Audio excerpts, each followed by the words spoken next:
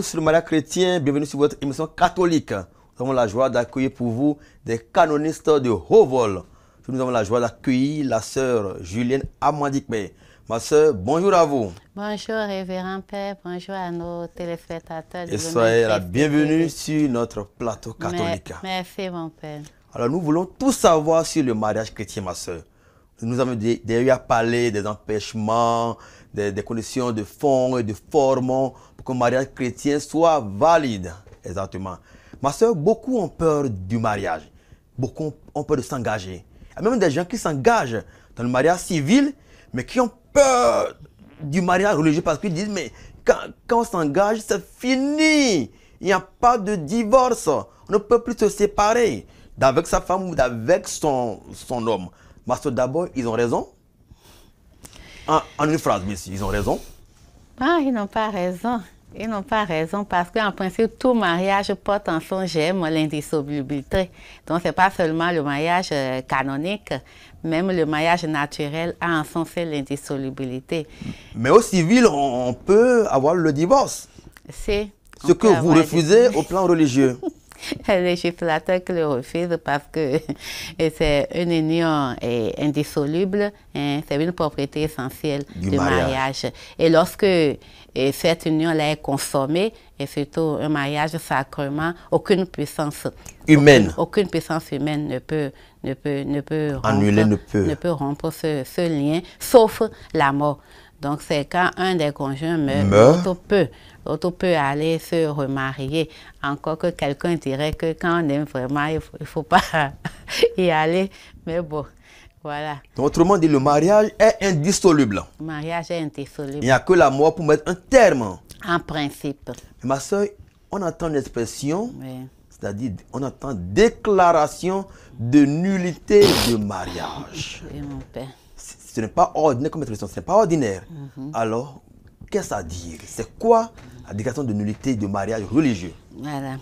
Donc, la déclaration de l'unité est le prononcé de l'invalidité d'un mariage du fait de l'existence de certaines anomalies qui ont vicié le consentement dès le départ. Autrement dit, pour les téléspectateurs qui peut-être n'ont pas l'habitude d'entendre ce langage juridique.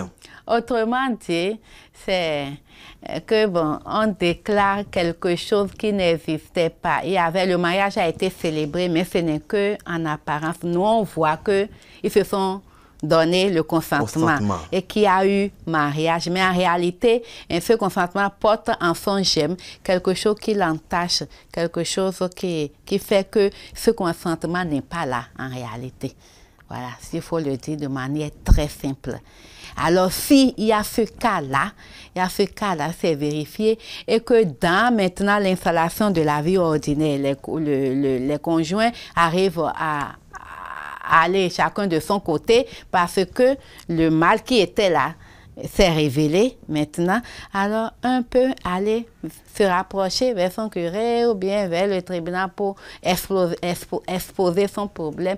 Et alors on va chercher, après des enquêtes, s'il y a des motifs réels que c'était vérifié ce qu'il est en train de dire, on ira à la déclaration de l'unité de ce mariage. Autrement dit, le mariage n'a jamais existé. Oui, ça n'a jamais existé. Et pourtant, pendant 1 ou 2 ans, ils ont maintenu une vie commune, conjugale. Même 30 ans pour certains, même 40 ans pour d'autres.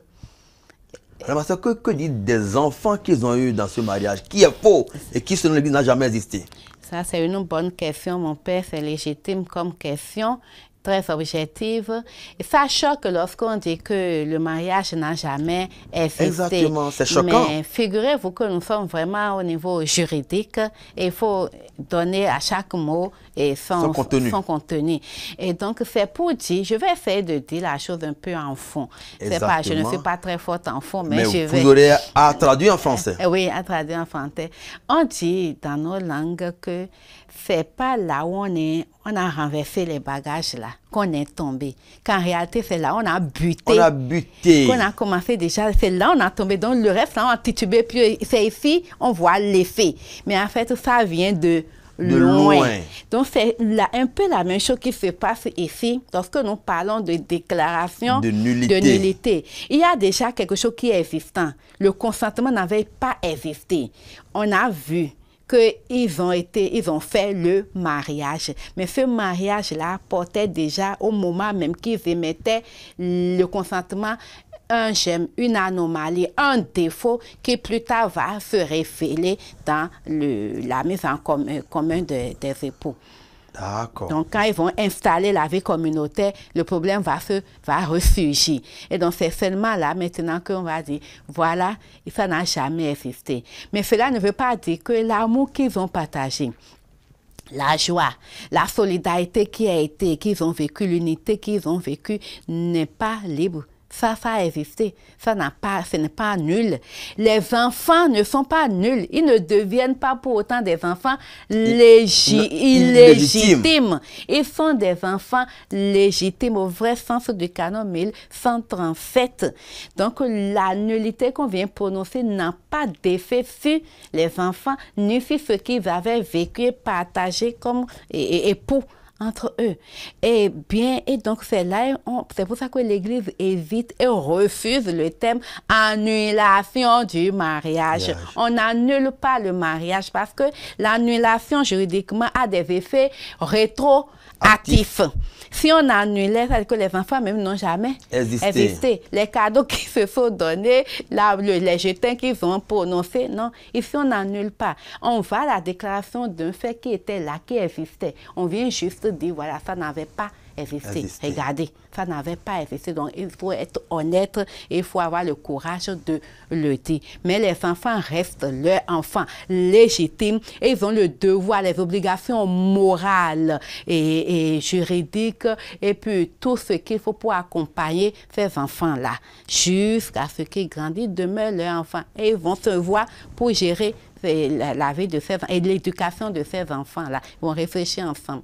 Alors, ma soeur, au cas où un des conjoints aurait connaissance d'un fait invalidant, bien sûr, le lien matrimonial, alors comment engager une procédure en nullité de mariage? Voilà. Alors, lorsque un des conjoints, voilà, prend conscience, prend conscience d'un fait qui invalide le consentement ou qui a déjà invalidé, donc il voit qu'il pense que le mariage est nul pour telle raison, pour tel ou tel motif. Voilà. La démarche à suivre, c'est une longue démarche. Mais ici, il faut commencer. Ça fait peur. Non, pourquoi ça va faire peur? Nous allons vers quelque chose, ce n'est pas si banal. Non, ce n'est pas si banal que ça, parce que ça remue. Exactement. Ça remue de l'intérieur, c'est toute une vie qui est en train de s'ébranler. Au fait, les époux ne s'en rendent pas compte parce que, ordinairement, ou bien d'habitude, chacun était déjà parti de son côté. Avant qu'ils ne viennent vers nous. Mais certains le sentent quand tu lui dis, il faut que tu rentres en toi-même pour me faire sortir dès les débuts. Dès que vous êtes vu, même avant, quand est-ce que vous avez rencontré, qu'est-ce qui s'est passé jusqu'à ce que quelqu'un a pris ses bagages pour quitter la maison, dit, je ne peux pas. Tu vas pouvoir le faire. Autrement, on ne pourra pas t'aider. Donc, la première chose à faire, lorsque un conjoint accuse son mariage de nullité, il doit en parler avec son pasteur, donc le curé. Ou bien, il peut aller dans l'évêché, donc de son diocèse, pour en parler. Si c'est le curé ou même si c'est l'évêché, on va l'orienter vers le tribunal ou s'il n'y a pas un tribunal diocésain, vers une personne ressource compétente pour l'écouter. Et donc, c'est le moyen le plus simple. Mais il faut déjà dire que dans chaque diocèse, au moins, l'évêque, c'est lui le juge né.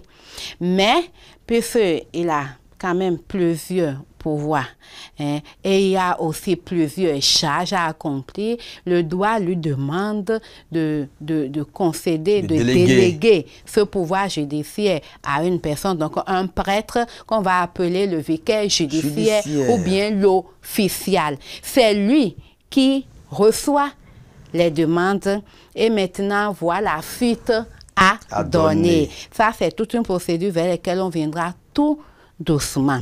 Bien.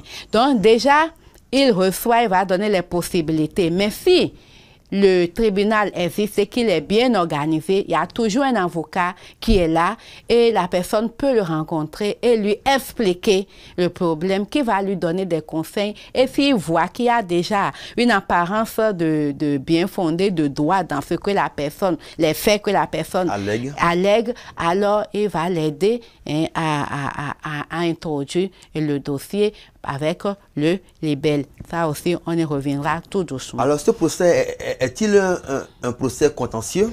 Justement, procès de nullité de mariage? Tout à fait, c'est un procès contentieux en bonne et due forme. Quand bien même il y a certaines particularités, mais sur lesquelles on ne va pas venir ici tout de suite parce qu'il faut être initié pour aller mieux comprendre la chose.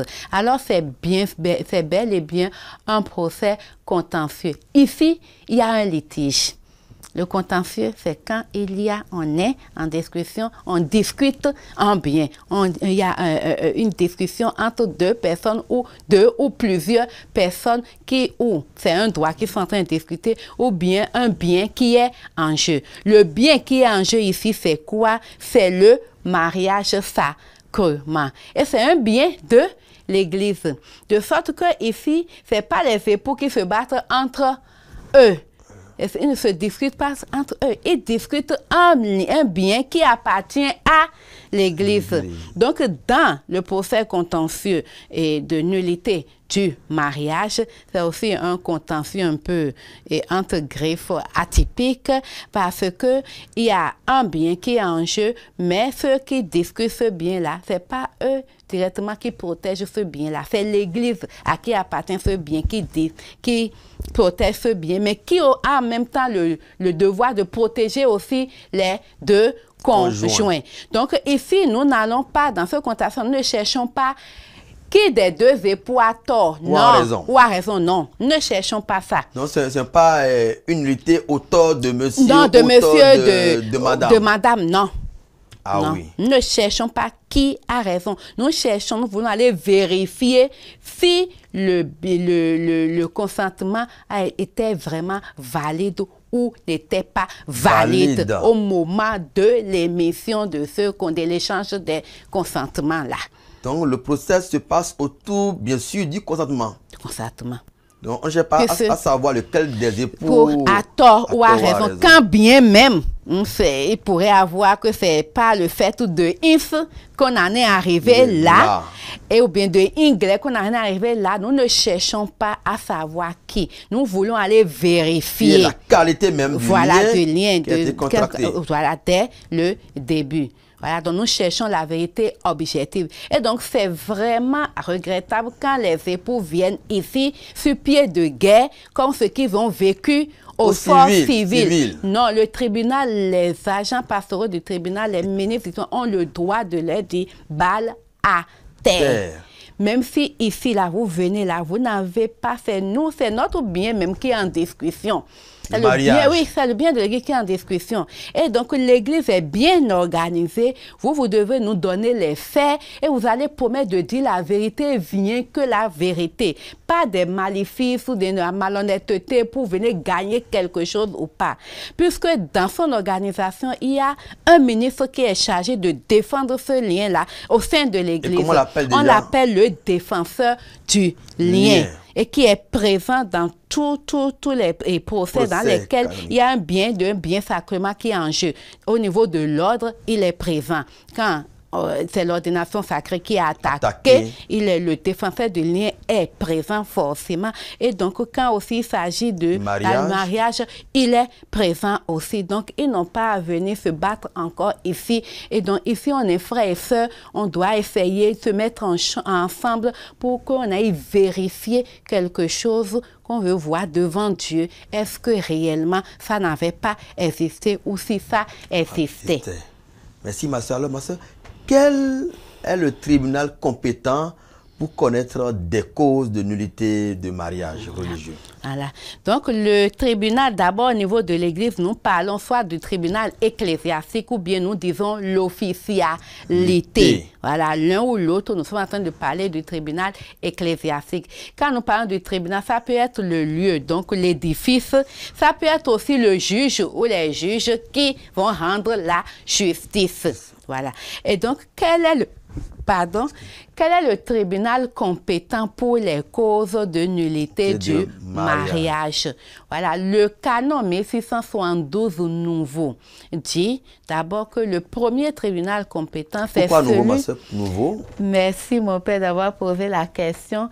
1612 nouveau parce que, et après les synodes, les deux synodes sur la famille, et le pape François a porté la réforme de la procédure de déclaration en nullité du mariage.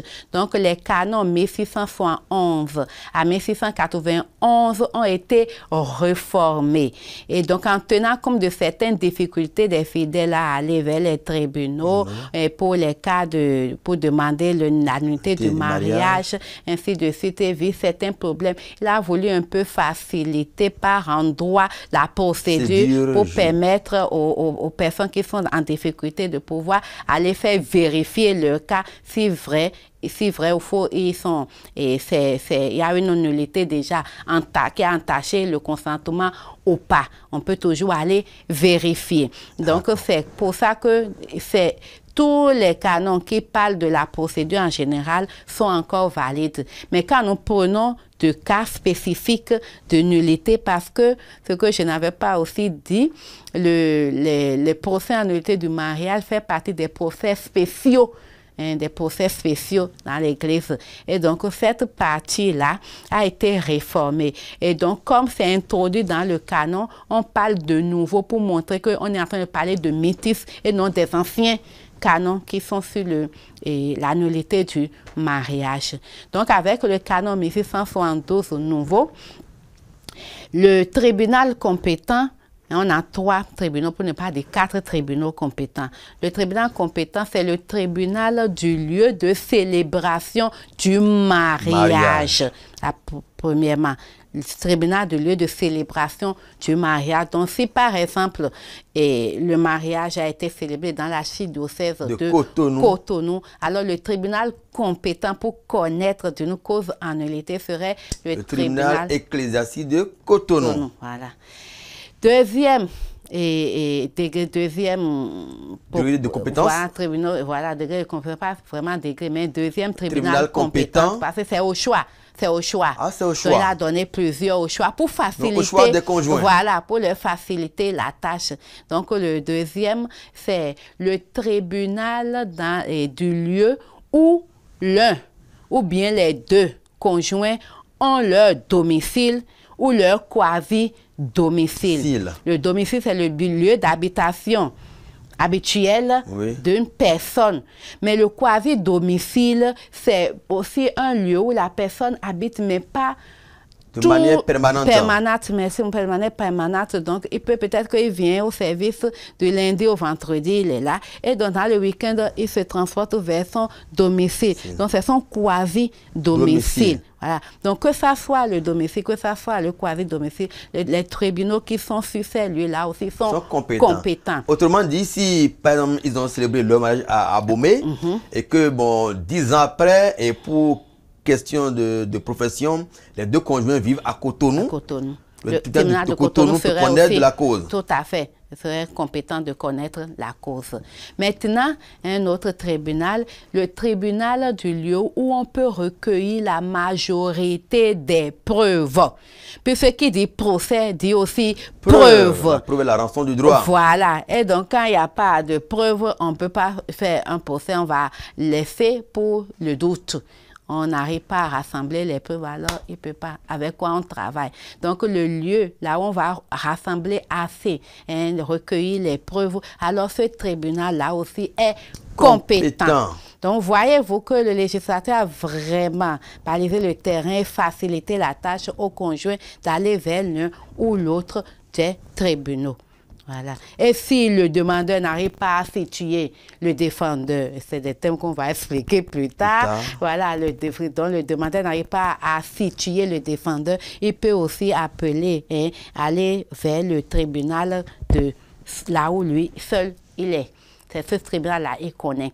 Donc son tribunal, là où il se trouve, de lieu de son habitation, devient compétent aussi pour connaître de la cause. Oui. Alors, ma soeur, dès qu'un conjoint donc, a connaissance d'un fait qui invalide son mariage et qu'il se rend vers le tribunal compétent, quel est le premier acte qu'il pose auprès de ce tribunal-là, à l'instance de cette juridiction? Voilà. Donc, lorsqu'il va vers le tribunal, le premier acte à poser, c'est que, bon, il a exposé son problème, on lui a donné des conseils, on va lui demander des pièces à fournir, mais il va écrire une demande qu'il va introduire, donner ça au vicaire judiciaire. Une plainte. Une plainte. Et donc, nous appelons ça une demande. Et puis, le nom technique, c'est le libelle introductif d'instance. Le libelle introdutif d'instance est l'acte par lequel le conjoint qui a traité son mariage introduit donc la demande, c'est le juge. Voilà, pour connaître de son mariage. Voilà, donc c'est pour ça qu'on dit que nemo iudes sine attore. Il n'y a pas de juge sans un acteur, sans quelqu'un qui demande. Nemo quoi déjà, ma soeur? Nemo iudes sine actore. D'accord. Voilà, donc il n'y a pas, le juge ne peut pas s'auto-servir en droit canonique. Il faut que quelqu'un qui l'actionne et qui lui demande de lui faire droit par rapport à telle et à telle chose. Et donc, dans ce libelle, nous verrons plus tard que le législateur pose beaucoup d'éléments que doit contenir ce libelle, sinon le juge va rejeter ça pour dire que c'est infondé. C'est pour ça que tout à l'heure, je disais que c'est préférable que les tribunaux aient un avocat à conseil pour qu'il écoute et qu'il les aide à rédiger ce libelle. Le requérant. Voilà, pour rédiger le libelle. S'il voit que ce qu'il apporte, quand même, il y a du bon droit. Il y a un fondement juridique. Donc, ce que nous appelons le fumus iuri bonis. Donc, il a un fondement, une apparence de bon droit dedans. Et que ça pourrait prospérer. Le fumus boni iuris. D'accord. Alors, ma soeur, peut-il arriver que le vicaire judiciaire rejette le libelle du requérant? Tout à fait. Il peut arriver que dans les canons 1502 jusqu'à 1505, où le 1504 cite nommément les éléments qui doivent figurer dans le libelle, à savoir d'abord le mariage, si ça existe, où ça a été célébré, quand est-ce que ça a été célébré, et qu'est-ce qui est arrivé pour qu'aujourd'hui vous demandez, vous saisissez le tribunal, et qu'est-ce que vous reprochez à ce mariage-là. Donc, les motifs pour lesquels vous attaquez ce mariage-là. C'est une simulation, c'est une exclusion du mariage lui-même ou bien de la... des propriétés du mariage. Ou bien l'exclusion de la procréation. En tout cas, vous deviez donner... Le dol aussi. Voilà, le dol, l'ignorance, ou bien les incapacités psychiques. L'impuissance même de l'homme ou de la femme. Donc, vous devez dire que voilà, c'est telle chose qui a fait que, et donc vous attaquez ça pour telle raison. Donc, s'il n'y a pas le fondement pour lequel vous attaquez, les motifs de nullité déjà avancés, le juge peut rejeter le libelle. Vous devez aussi donner avec qui vous avez fait le mariage, comment il s'appelle, où il se trouve, comment le trouver, les adresses et autres, et les témoins qu'on doit contacter. Les gens qui viennent et qui ne mettent pas de témoins, on ne peut pas faire en procès sans avoir instruit le cas et interroger quand même d'autres personnes en dehors de vous, pour quand même témoigner qui ont entendu ou bien vécu la chose avec vous. Merci ma soeur, le temps nous est parti épuisé. Le sujet est assez intéressant. Nous y reviendrons, mais déjà votre mot de fin. Bien, mon mot de fin est toujours dans la procédure du mariage. Je voudrais insister encore ici pour dire que la déclaration de nullité du mariage ne recherche pas lequel des époux a tort ou a raison. Nous allons, c'est un procès sérieux et devant Dieu, nous devons analyser pour aller à la vérité objective sur le lien matrimonial. Est-ce que ça a été valide ou ça n'avait pas été valide? Alors nous devons donc coopérer avec le tribunal, ne pas venir imposer des choses qu'on a vues ailleurs dans le tribunal civil. Ici, c'est le fort canonique qui a fait règles qui se respectent, donc on ne vient pas lui imposer autre chose de l'extérieur. Le tribunal est assez organisé, l'Église est mère et ne recherche que le salut et le salus animarum de ses enfants. Donc ayons confiance aux tribunaux quand nous nous portons vers eux et respectons, collaborons avec les règles du tribunal et puis les ministres du tribunal. Merci ma soeur. La soeur Julienne Amadi, nous avons tout appris ou beaucoup appris sur la procédure canonique en unité de mariage. Nous avons compris que le mariage est un bien de l'Église confié aux époux. Alors si les conditions ne sont pas remplies pour que ce bien ait existé, l'un des conjoints peut attaquer son mariage par un libelle, qui est la plainte introduite auprès du vicaire judiciaire pour déclarer le mariage nul. Merci beaucoup. Nous faisons qu'ébaucher ce sujet. Nous y reviendrons avec plus d'explications pour que nos spectateurs puissent apprendre beaucoup sur la procédure canonique en unité de mariage. Merci et à la fois prochaine pour tout sur le mariage chrétien. Merci. À la prochaine. À la prochaine.